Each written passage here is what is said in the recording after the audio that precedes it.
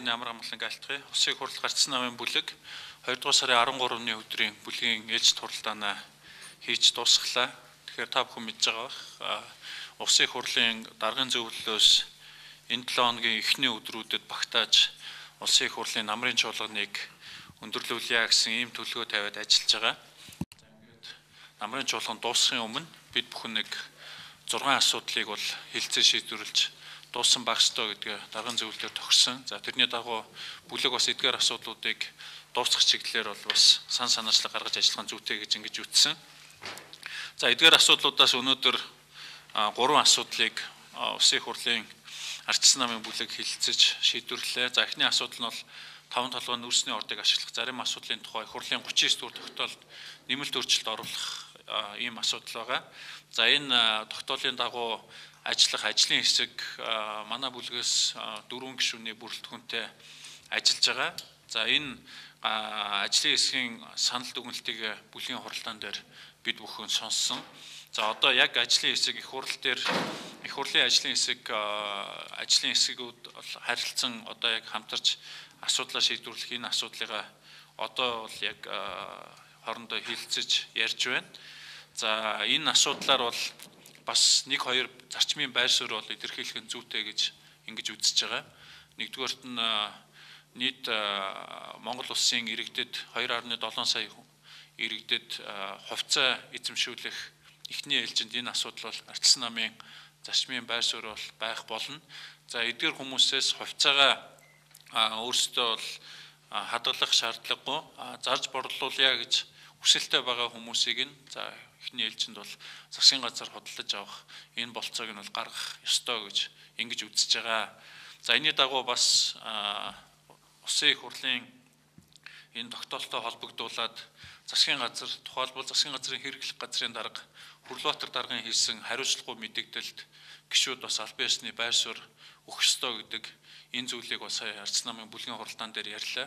Их хурл шийдвэр гаргачих юм бол бид нэр хүн болгон сая төгрөг бэлнээр өгөхөд бэлэн байгаа мэтээр бол ярьсан байгаа Хүрлбаатар дарга. За өнөөдөр 2012 оны төсөвдөр энэ 2.8 их найд төгрөг бол суугдаагүй гэдгийг бүгдээрээ мэдж байгаа. Тийм учраас бид нар бас усаа унахчихгүй энэ асуудлыг бол шийдэх энэ асуудлыг ч гэсэн бас давхар бодох ёстой. Тийм учраас түрүүний хэлдэг энэ их усүрийг гаргах иргэдэд бас энэ хувьцаа эзэмших, за хувьцаа эзэмшснийхаа дагуу энэ хувьцаагаа хэрхэн захиран зарцуулах вэ гэдэг энэ эрхүүдийг шатааралтай олгож явах нь өөрөө бол бас ардчилсан намын бүлгийн байр суурь байх болно. Тэгээ энэ байр сууриа бид нар ажлын хэсгээр бол ярьж гаргана гэдэг энэ зүйлийг бол ярьж байгаа. За хоёрдугаар асуудал бол орон нутгийн хурлын сонгуулийн тухай хууль нэмэлт өөрчлөлт оруулах хуулийн төсөл байгаа. Та бүхэн санаж байгаа бах. Лүндэ Жанцсан нарын болон Инх болд нарын гишүүдийн санаачилсан 2 хуулийн төсөл байгаа.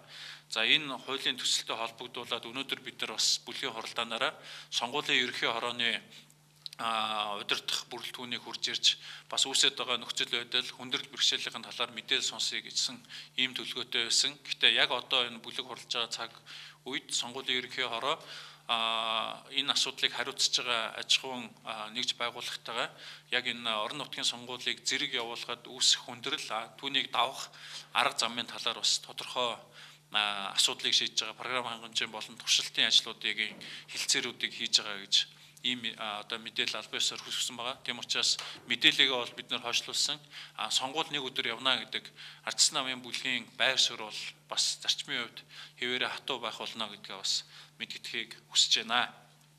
За 3 дугаар асуудал бол иргэний эрүүл мэндийн даатгалын тухай хуулийн төслийг бид бүхэн ярьсан. Ажлын хэсгээр бол ардчилсан намын бүлгээс гаргах энэ санал дүгнэлтүүд бол бэлэн болсон байгаа. Эдгээр санал дүгнэлтийг сонсоод за ажлын хэсгүүд дээр тохирч чадах юм бол энэ иргэний эрүүл мэндийн даатгалынхаа хуулийг чуулганы энэ намрын чуулган өндөрлөхөөс өмнө хэлцэж шийдвэрлэе гэсэн ийм байр суурьтай байгаа.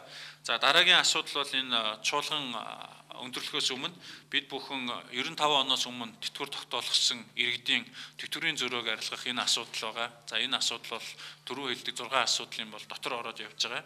Боловсролын хуулиндаа нэмэлт өөрчлөлт оруулах асуудал байгаа. За энэ хуулиудын төслүүдээр ажлын хэсгүүдээр бол саналын зөрөө бол байхгүй болсон. Тийм учраас чуулганы нэгдсэн хурлаанаар хэлцээд явах болцоотой гэж ингэж үзэж байгаа.